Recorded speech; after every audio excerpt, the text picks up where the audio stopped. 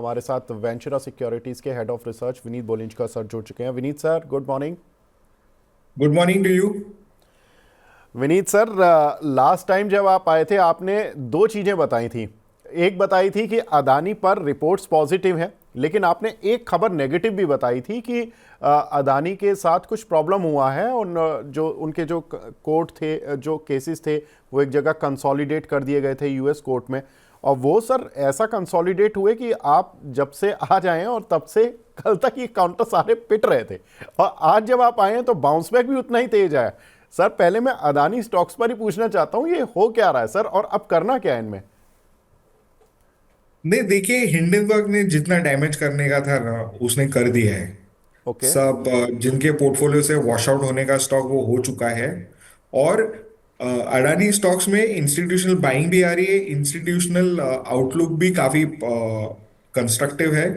लेकिन आप देखेंगे ना, ये सब इंडेक्स लिंक स्टॉक्स है, तो इतने they will move with the index. लेकिन इनमें इतना बुरी तरह से फॉल नहीं आएगा जितना आप बाकी सब स्टॉक्स में देख रहे हैं।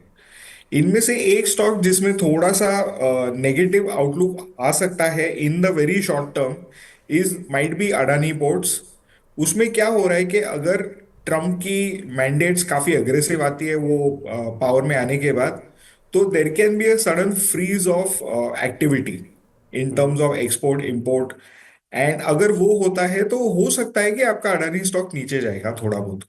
वो एक आपके लिए buy on dips, aggressive buy on dips वाली स्ट्रैटेजी हो जाएगी, क्योंकि वो काइंड ऑफ सिनारियो ना will not last for more than 2 to 3 months। तो जो निवेशक लॉन्ग टर्म पोर्टफोलियो बनाना चाहते हैं तो ये एक बेहतरीन मौका है स्टॉक अक्यूमुलेट करने के लिए। जी। सर अदानी पोर्ट नहीं लेंगे, ठीक है, लेकिन लेना क्या है? लेना तो अडानी पोर्ट से नीचे में अडानी एंटरप्राइजेज लेना है। अडानी पावर एक हाई कन्विक्शन कॉल है, हमने ऑलरेडी इनिशिएट किया है, हमें लगता है बहुत अच्छा लगता है। एटीजीएल में हमारे पास 30 to 40% अपसाइड है। एईएस में हमें लगता है कि उसमें भी 30-40% की अपसाइड है। So I think Adani group as a whole काफी अच्छा लगता है। लेकिन सारे अडानी स्टॉक्स नहीं लेने चाहिए, क्योंकि वो एक प्रमोटर रिस्क आ सकता है, जैसे हमने पिछली बार देखा था कि सब स्टॉक नीचे इकट्ठा आते हैं। तो आपको इसमें से 2 या 3 चुनिंदे शेयर लेने चाहिए। जैसे हमें लगता है कि Adani enterprises, Adani ports on decline, और अडानी पावर, ये 3 हाई कन्विक्शन बेट्स हैं। ओके। सर ये अदानी विल्मर में 275-76 रुपए पर प्रमोटर ने अपना माल बेचा, ठीक है, एक्सेप्टेड, लेकिन ये काउंटर उसके भी नीचे क्यों चला गया? देखिए, अभी तक है ना अडानी विल्मार में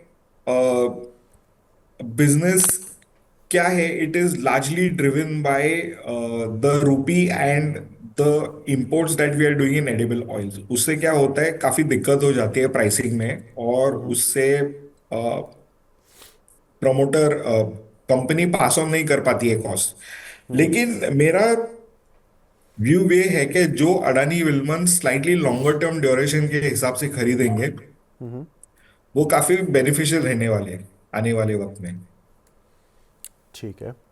तो ये है अदानी स्टॉक्स, जहां पर कि विनीत सर का मानना है कि अदानी एंटरप्राइजेस खरीदना है, अदानी पोर्ट्स ऑन डिक्लाइन यानी कि गिरे तो खरीदना है, अदानी पावर अच्छा लग रहा है, और बाकी सर ने बताया कि एटीजीएल में भी उनका अपसाइड है, अदानी ग्रीन में भी अपसाइड है, अदानी एनर्जी सॉल्यूशन में भी अपसाइड है।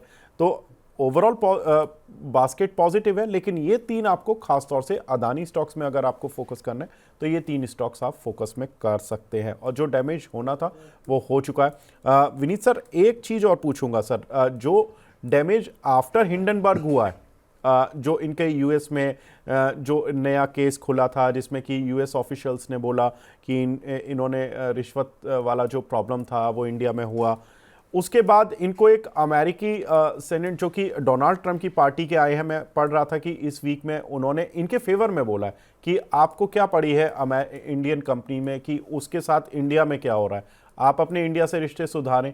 और उन्होंने बहुत सारी बातें अदानी के फेवर में कही, और ये हेडलाइंस भी बनी कई सारे न्यूज़पेपर्स की। सर क्या लग रहा है, डोनाल्ड ट्रंप की पार्टी इनको फेवर करेगी इस केस में? देखिए, मुझे लगता है कि अमेरिका ना किसी का दोस्त या किसी का दुश्मन नहीं होता। एक्चुअली एक कहावत है पॉलिटिक्स में कि America as your enemy is bad, America as your enemy is worse off. तो हमें कोई भी उनसे दोस्ती या दुश्मनी नहीं चाहिए, हमको उनके साथ स्ट्रेटेजिक ऑटोनॉमी लेनी चाहिए जो अभी अपनी गवर्नमेंट कर रही है। अडानी को चलते हुए हमें क्या लगता है कि अगर आप दो तीन चीजें देखोगे कि इलॉन मस्क ने जब एक्स के साथ दावा ठोका था, तभी जो अभी अडानी के लीगल एडवाइजर्स है यूएस केस के लिए, वो भी इलॉन मस्क के साथ कनेक्टेड थे। अडानी ने जब ट्रम्प जीत के आए थे, Adani was one of the first individuals to congratulate him and to receive a reciprocal reply. और उन्होंने उधर $15 बिलियन की कमिटमेंट भी की है इन्वेस्ट करने के लिए। तो मेरे हिसाब से ये काफी पॉजिटिव रहेगा from the political and the government agenda. लेकिन जो मैटर कोर्ट में है वो तो न्यायाधीश के हिसाब से ही चलेगी ना। तो जी दोनों चीजें अपने को कनेक्ट नहीं करनी चाहिए, दोनों अलग अलग चीजें हैं और दोनों के रुझान भी अलग आ सकते हैं। जी so keeping all these things in mind, हमें ये ध्यान रखना चाहिए कि ये जो केस है अग्रेसिवली कोर्ट में लड़ा जाएगा और इसमें सेटलमेंट की भी बुनियाद होती है। ये 90% ऑफ द केसेस यूएस में काफी सेटल हो जाते हैं।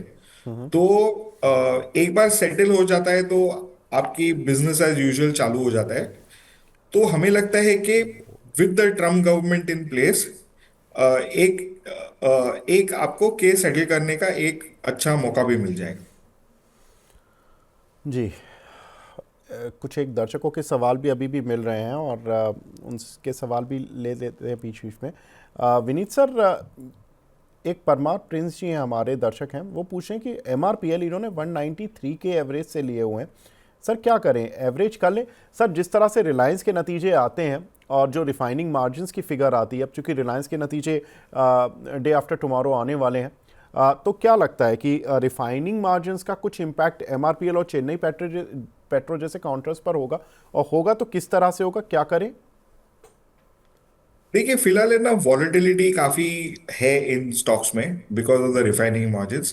पर हमें लगता है कि जो ऑयल प्राइस है ना 70 और 80 के डॉलर्स के बीच में काफी स्थिर हो गया है।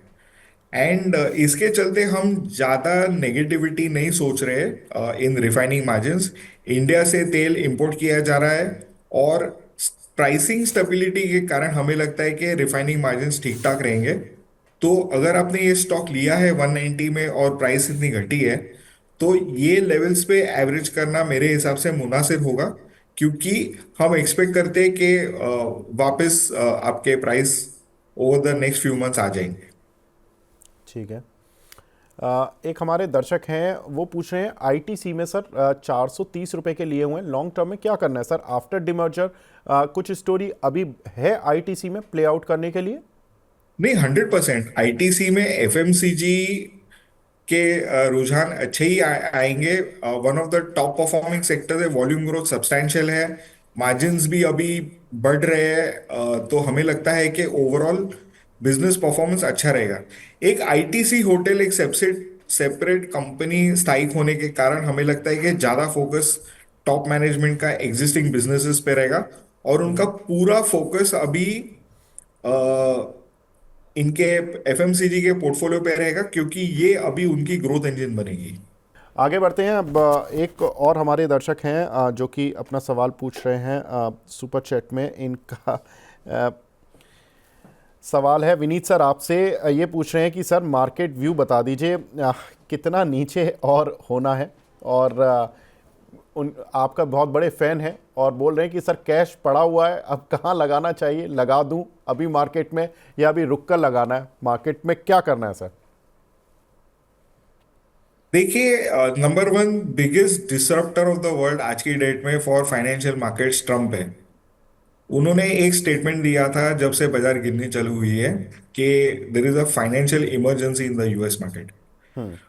आपको और एक दो चीज बताता हूं जिससे आपको दिखेगा कि आपको ऐसे कंपनीज लेने चाहिए जिनकी परफॉर्मेंस काफी अच्छी रहनी चाहिए।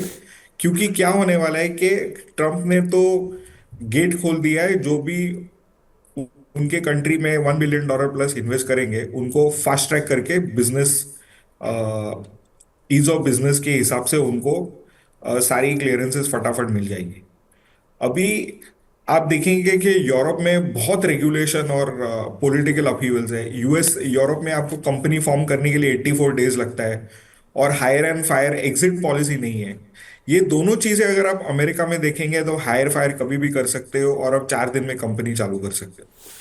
दूसरी चीज क्या है कि जैसे रीशोरिंग होगा अमेरिका में, टैरिफ्स लगाए जाएंगे, तो टैरिफ्स रेज करेंगे, कंपनीज को टैक्स कट देंगे और एम्प्लॉय कॉस्ट बढ़ा देंगे। तो इसमें दो चीज होने वाली है कि शॉर्ट टर्म में भले इमरजेंसी की वजह से नेगेटिव आउटलुक आ सकता है, but over the long term wages improve होंगे तो कंजम्पशन स्पेंड बढ़ेगा यूएस में।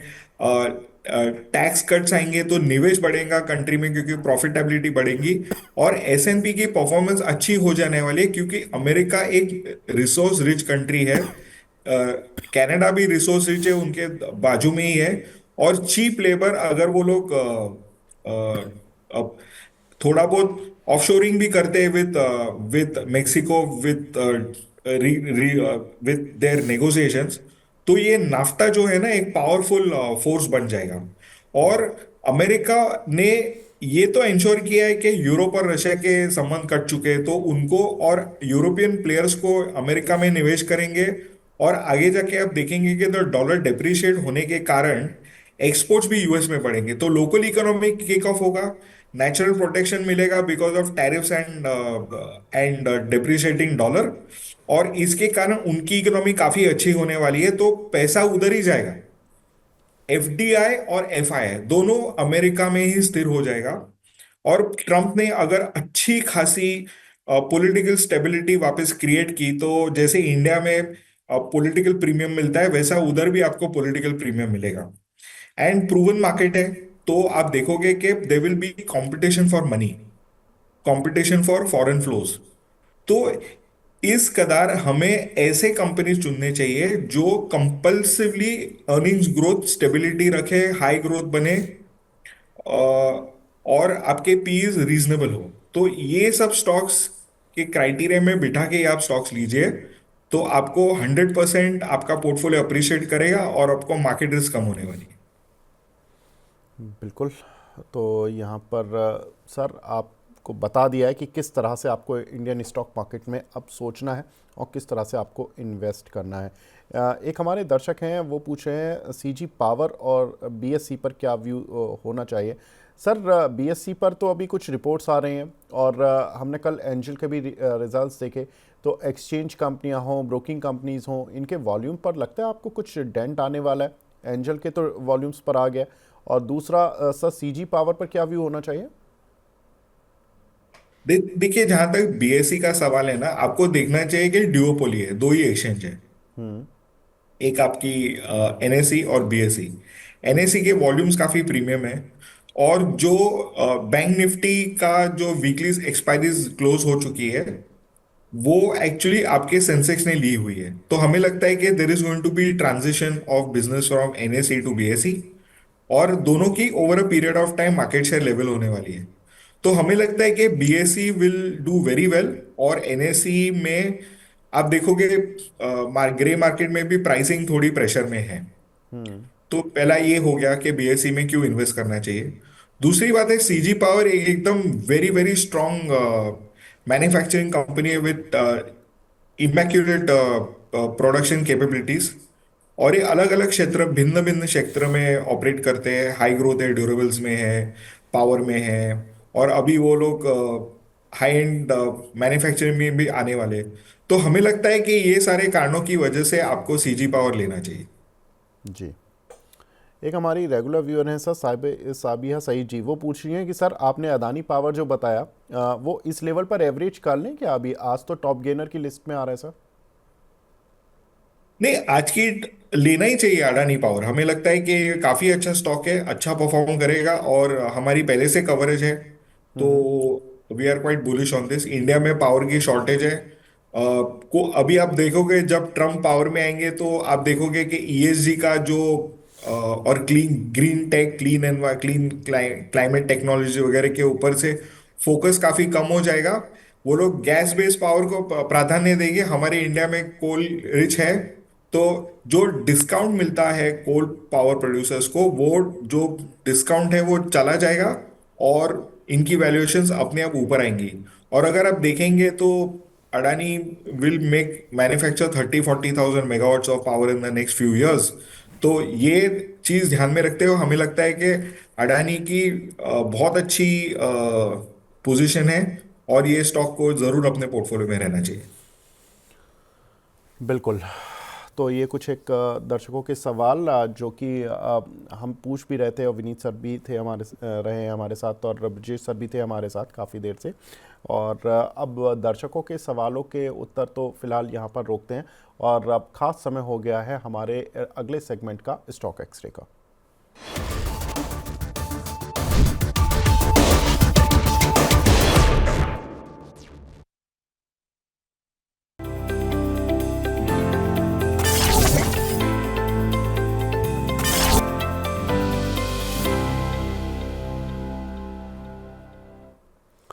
स्टॉक एक्सरे आज हम बात करेंगे एक ऐसे कंपनी के टॉप मैनेजमेंट से जिनके कि कल मार्केट बंद होने के बाद रिजल्ट्स आए थे, आनंद राठी वेल्थ, और इनके रेवेन्यूज़ में और प्रॉफिट में अच्छा जंप देखने के लिए मिला। और विस्तार से बात करने के लिए हमारे साथ कंपनी के डायरेक्टर जुड़ चुके हैं, चेतन शेनॉय सर। चेतन सर, गुड मॉर्निंग।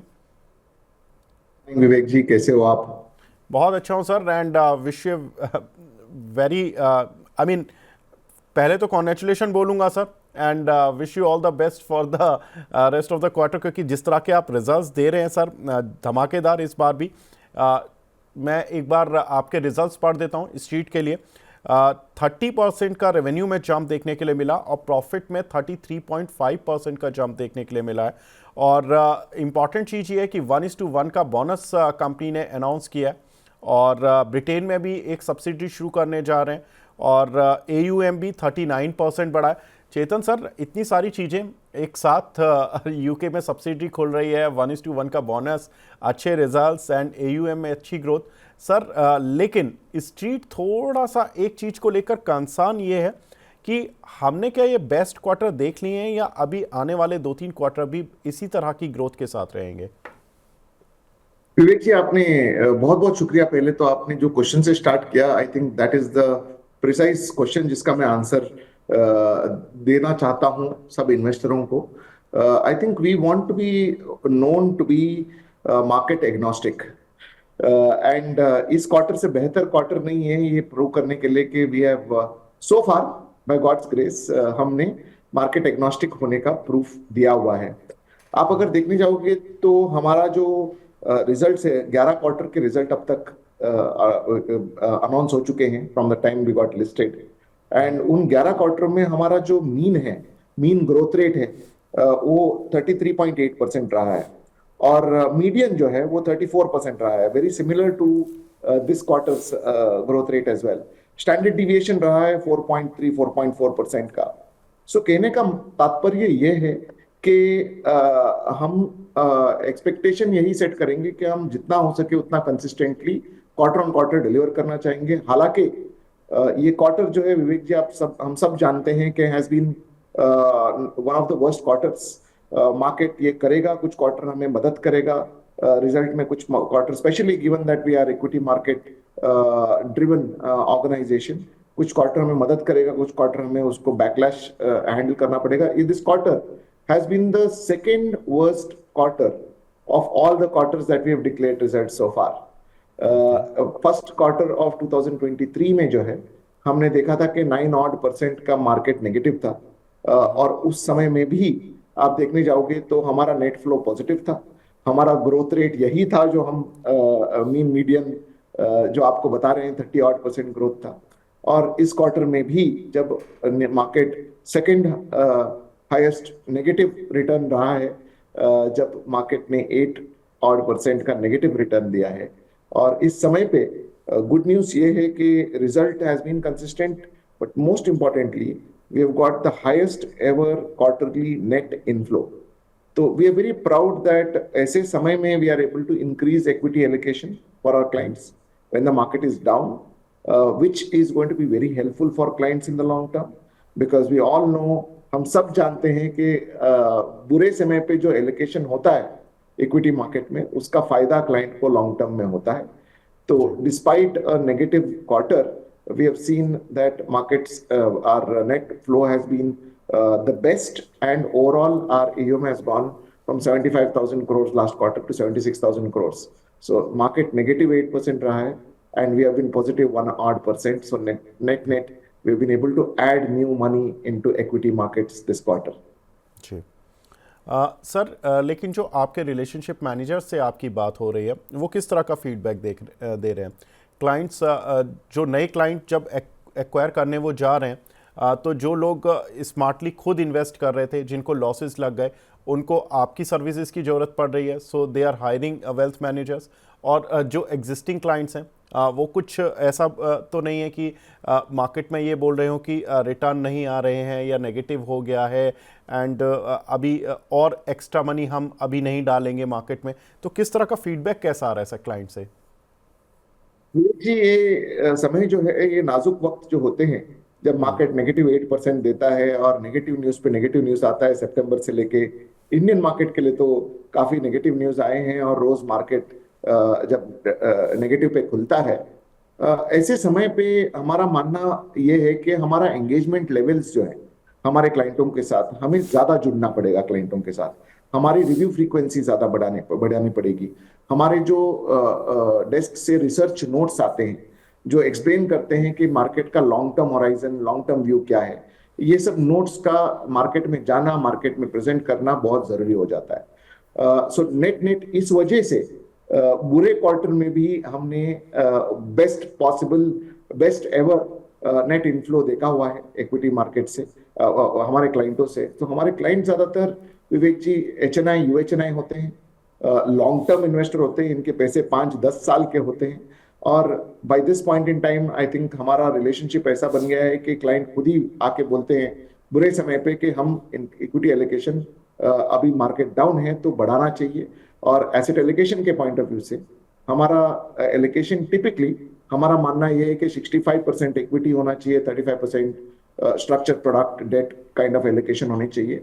और वो 65% जब मार्केट गिरता है और 65 से कम हो जाता है, तो it is time to add more money to equity, and that is why we have been successfully able to have the best quarter ever in terms of our net inflow. बिल्कुल sir. Sir Q4 से अब क्या expectations हैं? विवेक जी, I think हमने last quarter जो है, जब हमारी वार्तालाप हुई थी, तब हमने रिवाइज किया था. आई थिंक गाइडेंस बढ़ाई थी सर आपने, आई रिमेंबर. में आपने बोला था कि क्या आप रिवाइज करोगे, तो हमने बोला था सेकंड क्वार्टर में hopefully we should be able to revise the numbers. वो हमने रिवाइज किया था. गुड न्यूज ये है कि हमारा जो रिवाइज नंबर्स था, उसमें रेवेन्यू में हमने 75% ऑफ द नंबर जो हमने रिवाइज किया था वो अचीव कर लिया है. 739 करोड़ का जो है हमारा रेवेन्यू नंबर हुआ है as of December, as against 980 crore का जो हमने projected full year growth दिया था, which is 75% achieved in first 3 quarters. So we are happy about it. As far as PAT is concerned, हमने profit after tax में हमने प्रोजेक्ट किया था 34% का ग्रोथ हुआ है ईयर ऑन ईयर, एंड हमने प्रोजेक्ट किया था 295 करोड़ का पैट होने का गुंजाइश है, और हमने 227 करोड़ ऑलरेडी अचीव कर लिया है, which is 77%. So we are very much in line with the revenue and PAT numbers. As far as AUM is concerned, हमने थोड़ी देर पहले उसके बारे में भी बात की थी. हमने प्रोजेक्ट किया था 80,000 करोड़, जो रिवाइज नंबर था हमारा. Markets have been very supportive in the first and second quarter. In the third quarter, we just spoke about it. It has not been supportive, but thanks to our relationship managers going out, thanks to our clients being matured and long-term investors, we have still been able to have a positive impact when the market has been negative. So we are at about 76,000 odd crore, 76,500 crores के आसपास का AUM पे हैं हम आज के दिन पे. So 80,000 crores hopefully markets will also support us, and we are expecting that all the 3 important numbers will be achieved. बिल्कुल सर, हम उम्मीद करते हैं जिस तरह के आपने डिलीवर किए हैं नंबर अभी तक, आप आगे अपनी पूरी जो गाइडेंस है उनको पूरा करेंगे और बीट करें गाइडेंस को, क्योंकि आप ऑलरेडी गाइडेंस को बढ़ा चुके हैं। तो आपके पास एक रूम है थोड़ा सा। लेकिन सर एक चीज़ जो कि बहुत इस चीज़ को अच्छी लगी वो है कि आपने बोनस भी दे दिया 1:1 का। और इसमें सर बोनस का पूरी तरह से अप्रूवल और जो क्लाइंट्स हैं, जो लोग आपके शेयर होल्डर्स हैं, उनको कब तक मिल जाएगा बोनस? विवेक जी, जैसे आपने बोला, बहुत खुशखबरी है कि हम बोर्ड ने उसको कंसिडर किया है। देर इज अ फॉर्मेलिटी जो हमें कंप्लीट करनी है, तो डेट्स ग्रेजुअली अनाउंस होंगे ही।